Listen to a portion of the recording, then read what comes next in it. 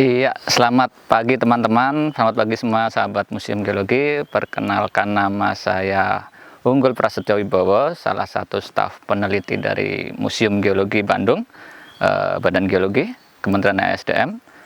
Pada kesempatan kali ini, saya diminta manajemen untuk bermain-main ya di daerah Sukabumi Selatan.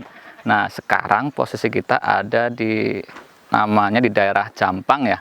Di sini ada beberapa waktu terakhir ini sudah mulai ramai ya di media online maupun di sosmed bahwa di daerah sini banyak temuan-temuan fosil fauna laut ya.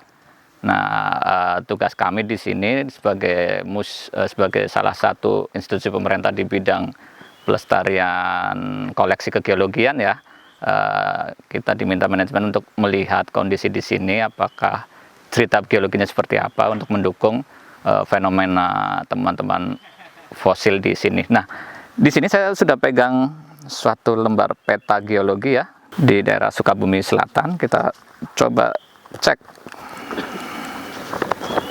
Kita itu berada di daerah, maaf ini petanya lumayan besar ya.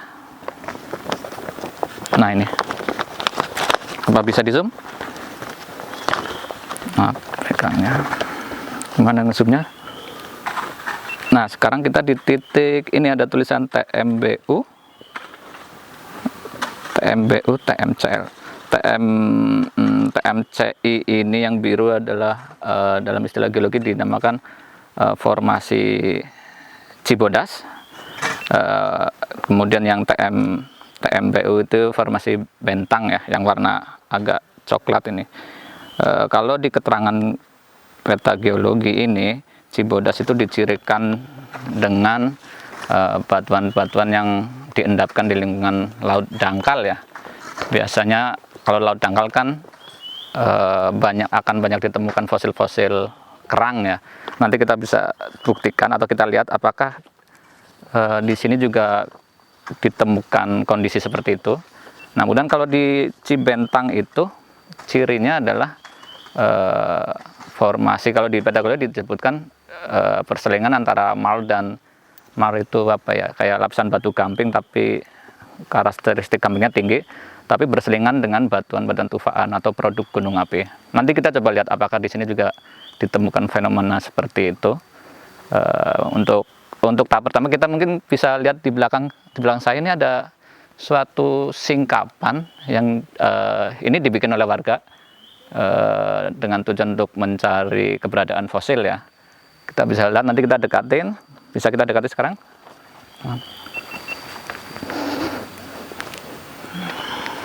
Nah, mungkin dari sini dulu ya, kita bisa lihat di bawah agak gelap ya warnanya ya. Ya, gelap, terus ada lapisan tengah yang sekitar mungkin tebalnya sekitar 60 cm ya. Kita nanti cek sebenarnya lapisan itu lapisan apa. Kemudian di atasnya ada lagi yang lebih, memang masih warna coklat terang tapi lebih gelap dibanding yang lapisan sekitar 60 cm itu. Sekarang kita coba lihat yang bawah dulu ya. Kita bisa lihat. Oke. Iya, di sini agak basah ya karena banyak rembesan air ya. Tapi kita bisa nggak mesti harus lihat ke sana, tapi hasil dari penggalian penduduk di sini juga bisa kita lihat sekilas ya, seperti apa sulit karakteristik batuan yang di sini. Di mana ya? Saya lihat nanti kita ini mungkin ya. Ada beberapa juga. Nah, ini saya coba pegang. Bisa di zoom. Ini juga. Ini masih kelihatan ya bekas-bekas seperti cangkang Mollusca bivalvea ya, atau yang bertangkup dua. Ini ada. Ini juga ya.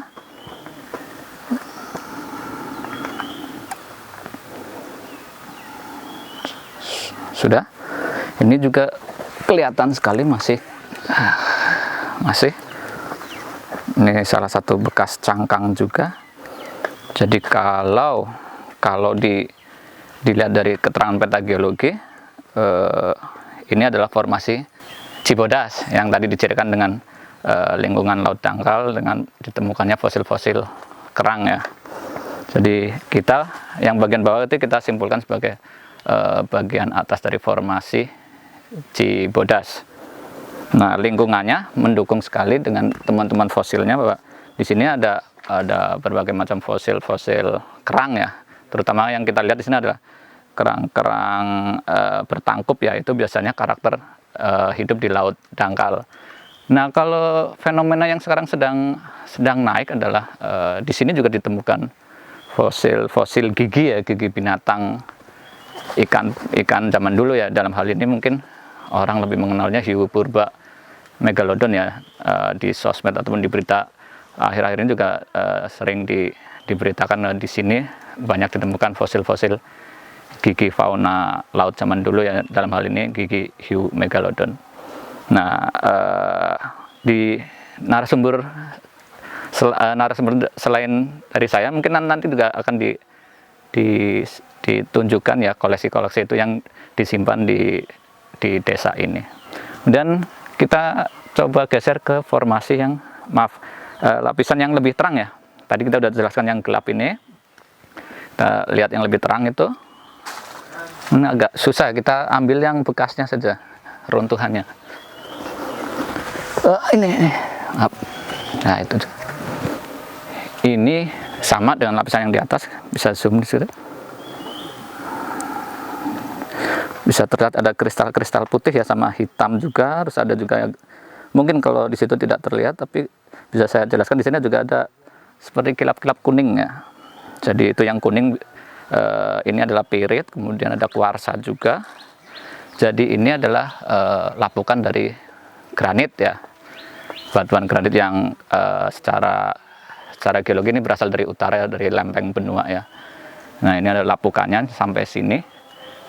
Batuan-batuan ini, lapisan batu pasir kuarsa ini tersebar luas di daerah Banten Selatan sampai sini ya. Yang menarik di sini adalah ini menutup lapisan yang kaya akan fauna laut di bawahnya, yang termasuk dalam formasi Cibodas ya. Nah, setelah lapisan ini, kemudian di atasnya ada lagi lapisan-lapisan yang kalau kita lihat nanti kita bisa cek ya, nanti kita lihat apakah di situ ada fauna laut apa tidak.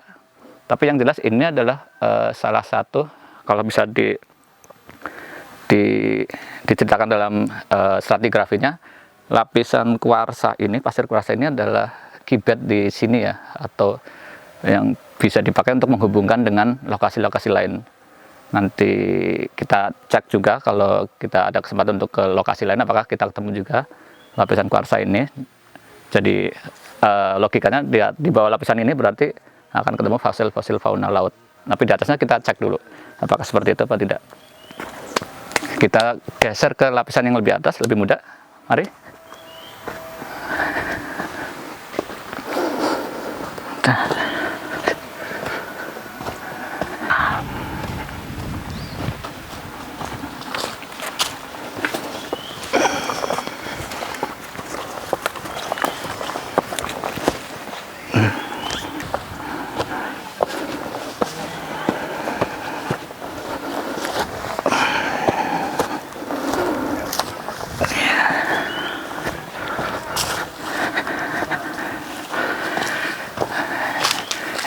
Iya, sekarang kita berada di lokasi lebih atas dari lapisan batuan yang tadi ya.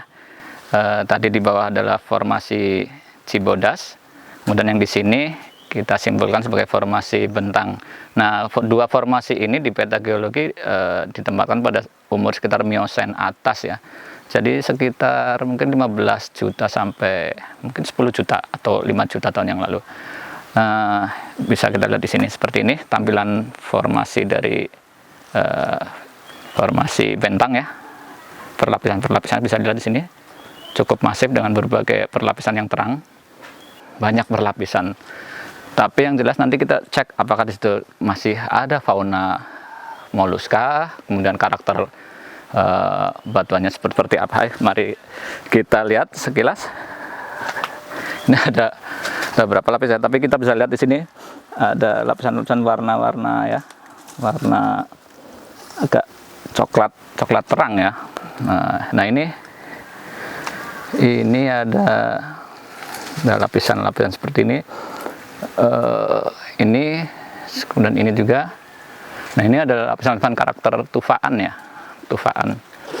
Setelah coba kita lapisan karakter ini ada lapisan tufa ya, kita sudah tes bahwa ini juga tidak bereaksi dengan HCl ya, jadi ini memang cenderung bukan karbonatan. Ini lapisan perselingan antara lapisan mal dengan itu apa ya, lapisan lempung kambingan dengan lapisan tufaan ya, bisa dilihat di sini. Nah yang menarik adalah tebal-tebal lapisan ini cukup tebal ya. Jadi biasanya lapisan yang cukup tebal biasanya diendapkan di perairan yang lebih cenderung dalam ya. Kemudian kita lihat apakah di sini ada fosil moluskanya. Tadi kita sudah cek dan secara umum juga kita bisa lihat tidak ditemukan adanya fosil moluska yang tadi hidup di lingkungan neritik ya, lingkungan laut dangkal. Nah ada kesimpulan awal jadi di sini bahwa ada proses lebih mendalam ya, lingkungan perairannya dari yang tadi di bawah itu yang lebih tua diendapkan di laut dangkal, kemudian tertutup oleh sesuatu lapisan pasir kuarsa itu. Kemudian setelah itu lingkungannya sangat berubah menjadi cenderung mendalam. Kita bisa lihat di sini lapisannya cukup tebal, berlapis-lapis. Tapi yang menarik lagi adalah di lapisan ini disisipi dengan lapisan-lapisan tufa. Jadi tufa adalah suatu produk vulkanik. Jadi ada paling nggak ada berapa? 1, 2, mungkin 3 fenomena yang bisa diamati secara keseluruhan di lokasi ini dari bawah sampai ke atas. Bahwa satu, di bawah banyak makhluk hidupnya, di lapisan yang formasi Cibodas banyak makhluk hidupnya, kaya, kemudian tertutup oleh lapisan kuarsa ya, atau pasir kuarsa. Kemudian setelah itu hilang semua fauna-fauna moluskanya atau fauna-fauna lautnya. Bisa lihat setelah ini adalah formasi bentang. Di sini kita tidak temukan suatu fosil fauna laut seperti cangkang dan lainnya. Jadi itu satu, ada kepunahan di situ antara lapisan bawah dengan atas yang tiba-tiba nggak ada. Itu ada kepunahan satu. Berarti kedua, berarti ada perubahan lingkungan yang di sini, dari yang lingkungan cenderung laut dangkal berubah menjadi lebih mendalam. Kemudian yang ketiga adalah fenomena lapisan-lapisan tufaan ini. Lapisan tufaan adalah produk dari kegiatan vulkanis ya, vulkanisme. Jadi paling nggak ada 3 fenomena yang saling terkait, tapi masih harus diperjelas dengan melakukan penelitian lanjut ya, kenapa seperti itu. Jadi ada kepunahan fauna yang tiba-tiba, kemudian lingkungan yang semakin mendalam, dan ada proses vulkanisme yang cukup dominan di kondisi di mana faunanya hilang semua.